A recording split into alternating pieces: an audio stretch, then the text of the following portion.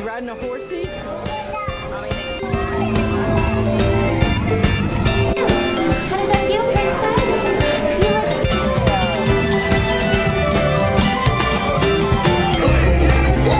Well, I'm glad you're all having such a Anna, look at mama, baby.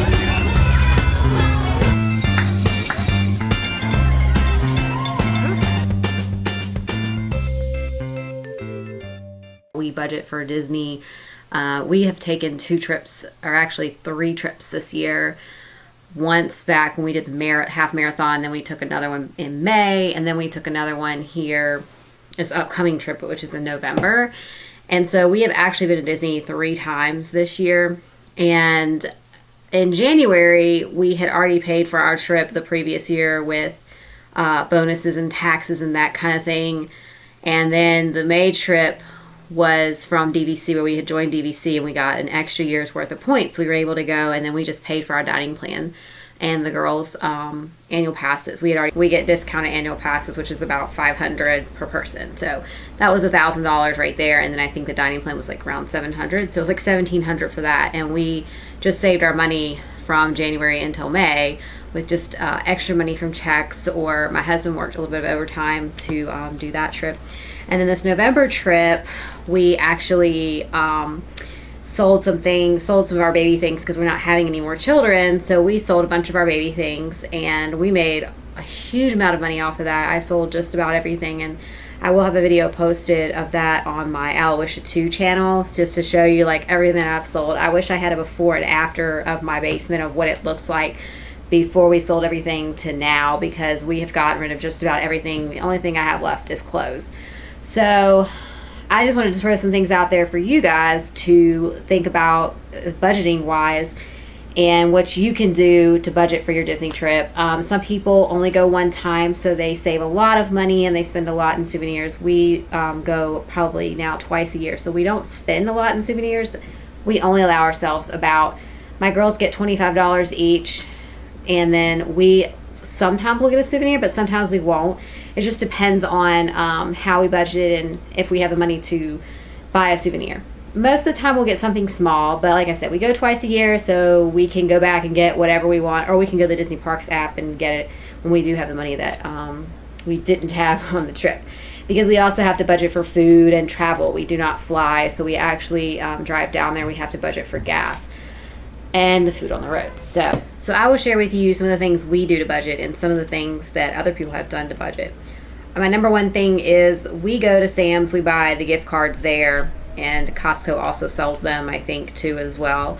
And Kroger sells them, and you can get gas points. But the reason we get them at Sam's is because we get a $7 discount. So from about, I would say, the May trip to now, of course, like we have gotten our gift cards from Sam's, and we have now saved like around $100 doing it that way. I mean, I know it's not much, $7 per every $150. So instead of paying $150 for it, it's $142 that you're paying at Sam's.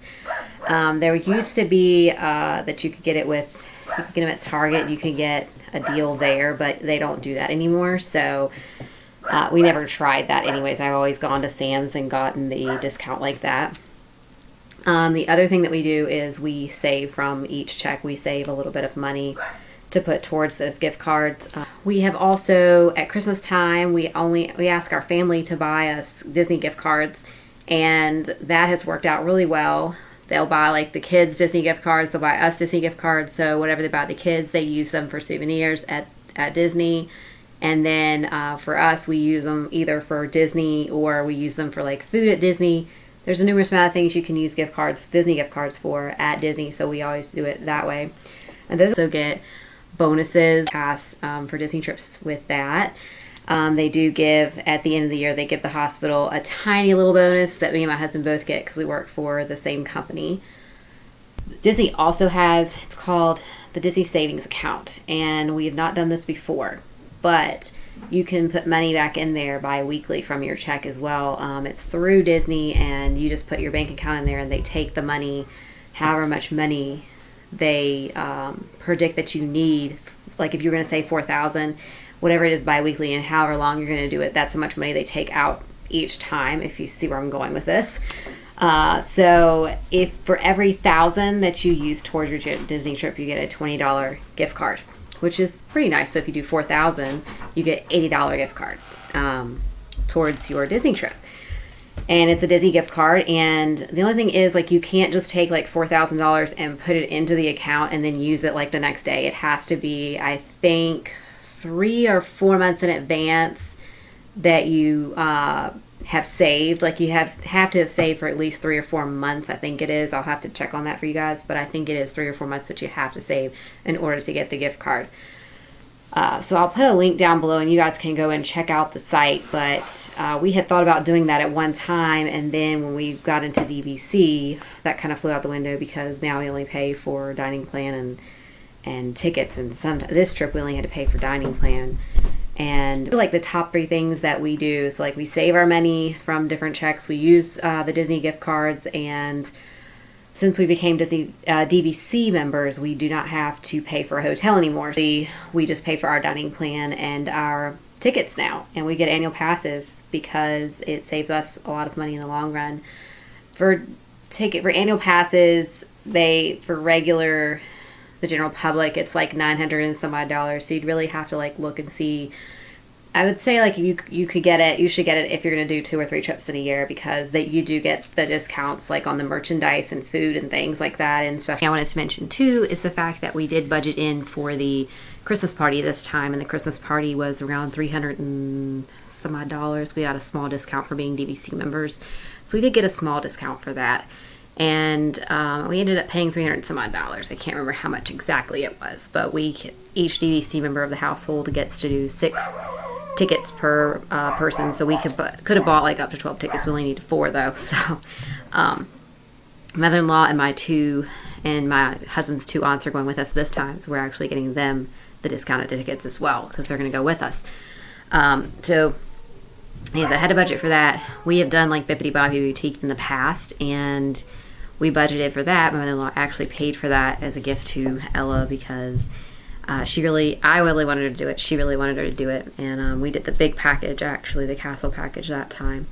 Next summer, I want them to do the Pirates League because they've never done that before. And Hannah, I don't know. Hannah may want to do the princess one. She's never done the princess one. This time, she does not have enough hair to do the princess one. So we're going to wait until next year and see if she wants to do the pirate one or the princess one. It doesn't really matter to me. I've already had one girl that has gone through the Bippity Bobbity Boutique, and it's a fun experience. Ella didn't enjoy as much as I thought she would, but it is a fun experience for little girls. So if you're going to do something like that, you definitely want to budget for that. And like I said, we did a lot of yard selling this time to budget in for some things. And the main thing I did was sell on Facebook yard selling pages. I don't do the consignment stores because I feel like they don't give you as much because they're going to sell it for probably 2-3 times more.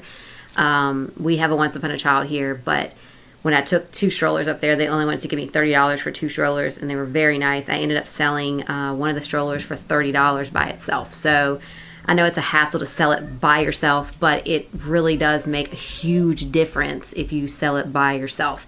And I have made nearly like $1,200 selling all of this baby stuff. And I did not take it to a Once Upon a Child. I did it myself through Facebook. It is a lot of hassle. It is a lot of aggravation. I will warn you there because people sometimes will meet you and sometimes they won't. I did a video a few weeks ago about the Facebook sell pages and how aggravated I was at the time, and it's still aggravating because you have to find the time to do it. You have to find the time to meet the person. And so I haven't really had a lot of time because of that to do a lot of YouTube videos. And so that is kind of where I was for a little while. For like 3 weeks, I don't think I posted a video, and that was the reason why, was because I was doing yard sale pages. And this is actually, a newer channel for me, and I'm trying to build up my subscribers, and that's probably not the way to do it, is to leave for about 3 weeks. But I was making some money for Disney. So anyway.